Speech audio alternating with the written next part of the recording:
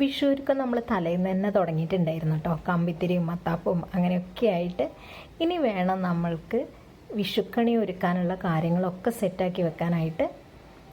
വിഷുവിൻ്റെ video എടുത്തെങ്കിലും കുറച്ച് ലേറ്റായിട്ടോ നമ്മൾ upload ചെയ്യാനായിട്ട്.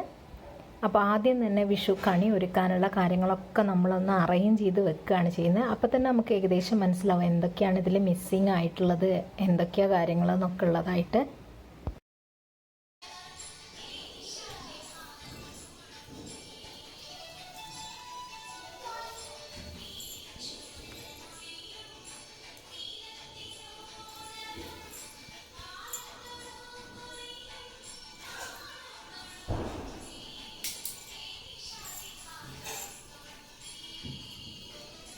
അങ്ങനെ കണിയൊക്കെ ഒരുക്കി നമ്മൾ പുലർച്ചെ കണി കാണുകയും ചെയ്തു. സമ്പൽ സമൃദ്ധിയുടെയും ഐശ്വര്യത്തിൻ്റെയും ഒക്കെ ആയിട്ടുള്ള ഒരു മനോഹരമായിട്ടുള്ള വിഷു. പുലർച്ചെയുള്ള കണി കാണലൊക്കെ തുടങ്ങുമ്പോൾ തന്നെ നമ്മൾ ഈ പച്ചക്കറികളൊക്കെ വെള്ളത്തിലിട്ട് വെക്കുകയാണ് കേട്ടോ ചെയ്യുന്നത്. തലേന്ന് ഇട്ട് വെക്കുകയാണെങ്കിൽ അങ്ങനെ കടലയൊക്കെ നമ്മൾ തലേന്നേ വെള്ളത്തിലിട്ടിട്ടുണ്ടായിരുന്നു കൂട്ടുകറിക്കായിട്ടുള്ളതൊക്കെ.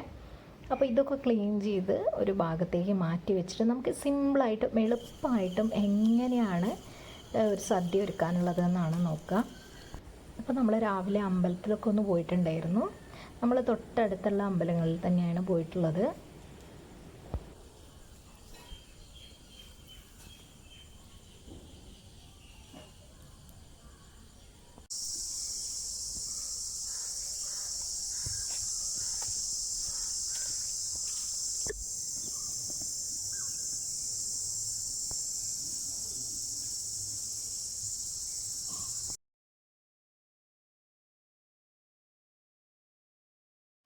ഏറ്റവും തൊട്ടടുത്തുള്ള 3 അമ്പലങ്ങളിലായിട്ട് പോയിട്ടുണ്ടായിരുന്നു കേട്ടോ. അപ്പോൾ അവിടെ നിന്നൊക്കെ കൈനീട്ടവും കാര്യങ്ങളൊക്കെ കിട്ടി.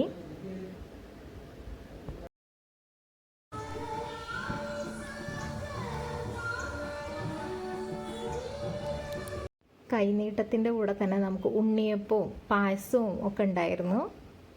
അപ്പോൾ അതൊക്കെ കഴിച്ച് നമ്മളിങ്ങനെ നടന്ന് വീട്ടിലേക്ക് പോവുകയാണ്.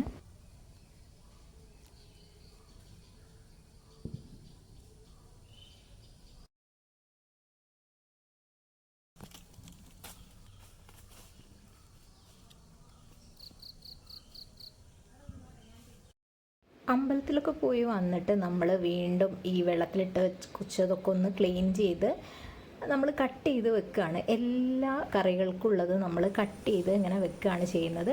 അപ്പോൾ നമുക്ക് ഈസി ആയിരിക്കും പെട്ടെന്ന് ഉണ്ടാക്കാനൊക്കെ ആയിട്ട്. അങ്ങനെയാണ് നമ്മൾ ഓരോ എളുപ്പപ്പണികൾ ഈ വിഷുവിനും ഓണത്തിനും ഒക്കെ ഉണ്ടാക്കാൻ സുഖം കേട്ടോ. അങ്ങനെ ഓരോ കറികൾക്കുള്ളതും അതേപോലത്തെ തേങ്ങയും ഒന്നിച്ച് നമ്മൾ ചിരകി വെക്കുന്നതുകൊണ്ട് തന്നെ നമുക്ക് ഈസി ആയിട്ട് ഇതേപോലെ കറികളൊക്കെ ഒരു 9 കൂട്ടമൊക്കെ ആയിട്ട് നമുക്ക് ഉണ്ടാക്കാൻ പറ്റും. പിന്നെ നമ്മൾ വിഷുവിനും ഓണത്തിനൊക്കെ അല്ലേ നിങ്ങൾ എല്ലാ സദ്യകളും കൂട്ടി ഭക്ഷണം കഴിക്കുന്നുള്ളൂ. അപ്പോൾ കുറേശ്ശെ എല്ലാം ഉണ്ടാക്കുക എന്നുള്ളതാണ്. അപ്പോൾ കുട്ടികളൊക്കെ വെച്ച് ഉണ്ടാക്കാൻ എളുപ്പമായിട്ട് എങ്ങനെയാണ് ഉണ്ടാക്കുകയെന്ന് എല്ലാവരും ചോദിക്കുന്നത് കേട്ടിട്ടുണ്ടായിരുന്നു എന്നോട്. എങ്ങനെയാണ് ഈ മക്കളെ വെച്ചിട്ടൊക്കെ നീ ഉണ്ടാക്കിയതെന്നൊക്കെ. അപ്പോൾ ഇങ്ങനെയുള്ള ചെറിയ നമ്മൾ തന്നെ ടൈം മാനേജ് ചെയ്യുകയാണ് ചെയ്യുന്നത്. അപ്പോൾ നമ്മൾ പടക്കമൊക്കെ പൊട്ടിച്ച് ഇന്നത്തെ ഒരു ദിവസം നമ്മളെ ഒരു നല്ലൊരു വിഷു നമ്മളിങ്ങനെ കഴിയാറായി. ഇനി ഒരു അടുത്ത വർഷത്തേക്കുള്ള ഒരു കാത്തിരിപ്പാണ്.